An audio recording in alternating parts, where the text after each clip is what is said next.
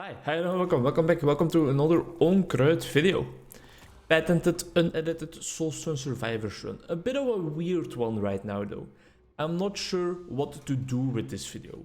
I am just gonna record it because I felt like recording and I felt like playing some Soulstone, so here we are. That's basically the only reasons I need to press my OBS start record button.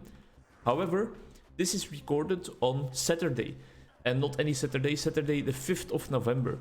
So 2 days before the release of the early access of this game. But the upload date for this video is probably gonna be Tuesday the 8th, I believe, because I already have another one on the 7th as well, which is still, we're gonna focus all our abilities on double slash again, which is still still on the day after it has actually already been released. So that's gonna be weird as well, but I didn't talk about it in that previous video because I didn't really realize it at the time. Either way though, yeah, it's strange because of course I'm gonna want to record a whole bunch of Soulstone Survivors content as soon as that video actually comes out. As soon as that video comes out, what am I talking about? I still have to get warmed up a bit. I did a lot of editing today, but not a lot of recording yet. No recording yet. As soon as that version of the game comes out, I want to be pumping out that Soulstone Survivors content, of course. Because I have been enjoying the game for so much lately. I want to pay attention to the release date and make sure I capitalize on that. I use that to my advantage because a lot of people are probably going to be looking for Soulstone Survivors content in that period. So I need to be sharp. I need to be ready at that point to upload a whole bunch of that content as well. I need to just be able to do that. Alright, let's move into our patented little corner spot right now and then we can chill a bit. I'm gonna go for a bit of a melee build where my double slash is doing most of the work. My subdue right here might also do something, but it's gonna be double slash all the way, hopefully. Multicast for frontal, don't mind if I do. I'm desperately looking forward to it. I'm really excited for what they were gonna do with the game, and I'm excited for the possible numbers that it will produce on my channel, of course. It's kind of a little cheap hack, a little life hack if you're a content creator like me, to upload to kind of upload a video of a new game or in a game that has just been updated and stuff, and maybe upload a bunch of videos in a specific short time span, because people will see this new release on Steam and they will immediately look up gameplay, of course, for it, because they want to know, hey, what is this game all about? And if then 5 of the videos out there on the first day are mine, I have of course a higher chance to be found. And for now, it has lately been a lot about being found, being discovered, getting those views in there, even though this has changed as compared to when I first started this YouTube journey, because back then I was just lamenting to myself about how it's never about the numbers and it's all about just having fun. And that is still true. That is still very true. I'm still very true to my cause and my intentions of becoming a YouTuber, of having it being a fun thing and not necessarily something that has to be raking in the money. But I have started kind of thinking about, well, it might be just an extra source of income later, and it's just something very handy. That was a lot of damage all of a sudden. And that's why I have started to think about the numbers aspect a bit more as well, why I'm more and more into marketing and trying to actually comment on a lot of other people's YouTube videos, share my videos a bit more on the Reddit, the subreddits for the games and stuff like that. Because, well, I want to get those numbers in. Because I've also realized that getting those numbers in makes me enjoy... I don't want any of these skills really. Makes me enjoy the content creation part a lot more. It sounds cliche, but they always tell you numbers is not important. And I always told you numbers was not important. That's still lingering in the back of my mind somewhere. Numbers are not important, even if my videos got no views, which they most of the time don't. I would still make these videos and enjoy making them a lot, but the numbers is such a nice added bonus. It's such an increase in enjoyment that I shouldn't disregard them all that much like I have been doing. Multicast for a double slash, we are just slashing away, slash and dash. Multicast for a double slash, we are just slashing away, slash and dash. Damn, alright, so now the multi-slash is definitely gonna be damaging a lot, and I see that we are just doing it over and over. We are continuously double slashing right in front of us. A lot of legendary upgrades over here in a row, you know, you never know, maybe this is a speedrun attempt. I don't think it necessarily is, because we skipped over skeletal archers a bunch of times already, but I'm just here to have fun.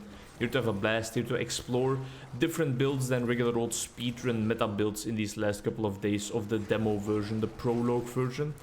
And then what's gonna happen, you know? Of course I'm gonna go hard once the game is released for a while.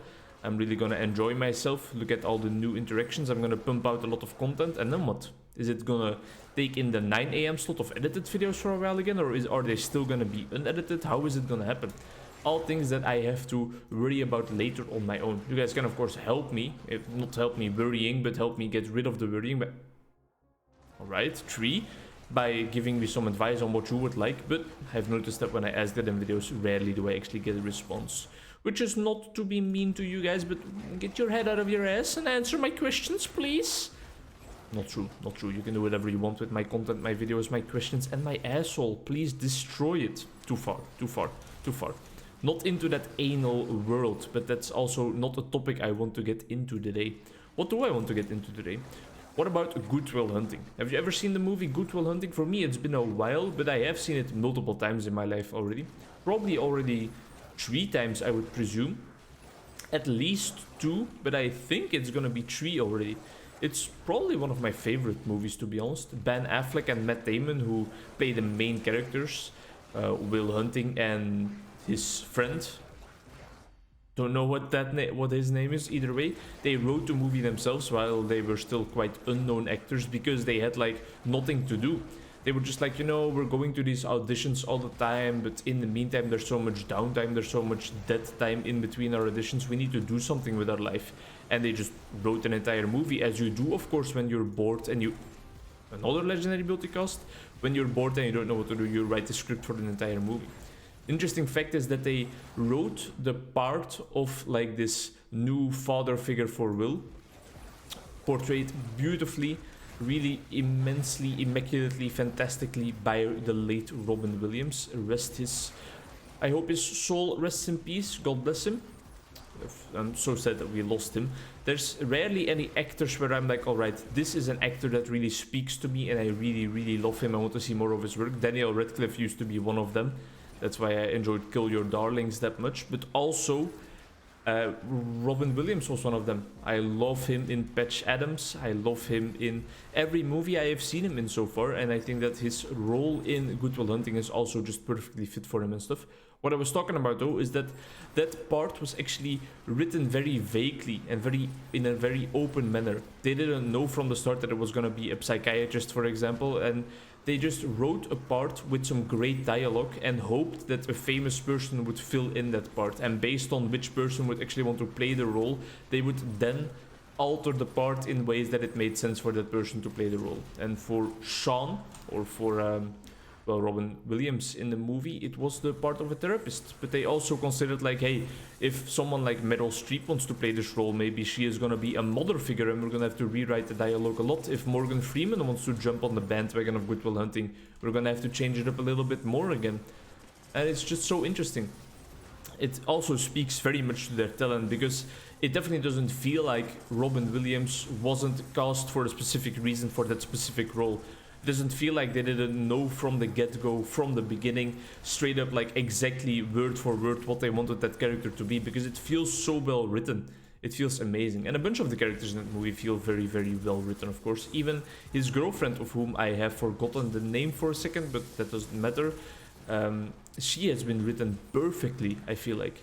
I know her scene where she's like, I didn't know that, you didn't tell me that, when Will is finally opening up about his abusive past and stuff, and him actually being an orphan and stuff like that, or well, not necessarily an orphan, I don't know if his parents died, but living alone.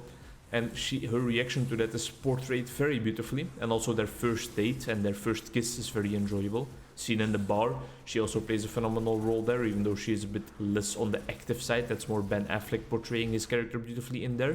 I digress. It's just an amazing movie. It's definitely one of the classics, and you should go watch it for sure. It came out in 1994, I believe, which is the same year Forrest Gump came out, if I'm not mistaken. And another interesting story that kind of resides in the intersection of some of the actors there. Tom Hanks, of course, plays Forrest Gump beautifully in the movie that shares that name. And well, we just talked about Matt Damon and stuff. Matt Damon also plays Ryan in Saving Private Ryan, which is a movie I've never seen before, but it's also a classic.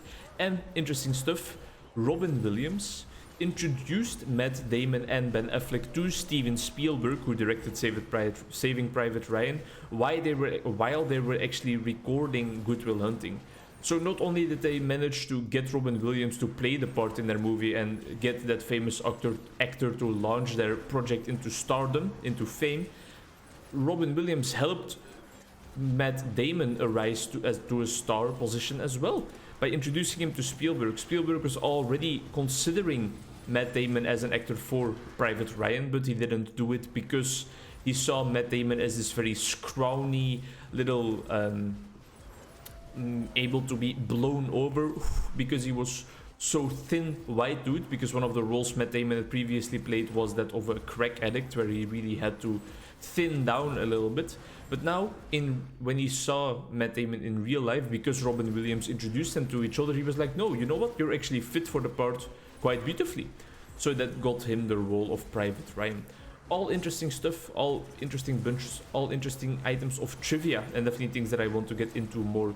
The same with remembering actors, remembering directors. It's all great for quizzes. I have another one of those planned on the 18th of November, so that's like in 2 weeks on Friday, I believe. And it's actually the quiz with my team, with the team of STML, which stands for short-term memory loss, but we are not complete because one of the members of our team, Patrick, has actually made the quiz that we are going to that evening. So it would be quite unfair if he would join our team, of course, because he would hopefully know all the answers. Either way, we're gonna have a blast. I still have a lot of studying to do. I never turned the answers from the previous quiz into Anki cards because the quiz was a bit stinky, but I still need to do it if I actually want to remember something from it and pick something up.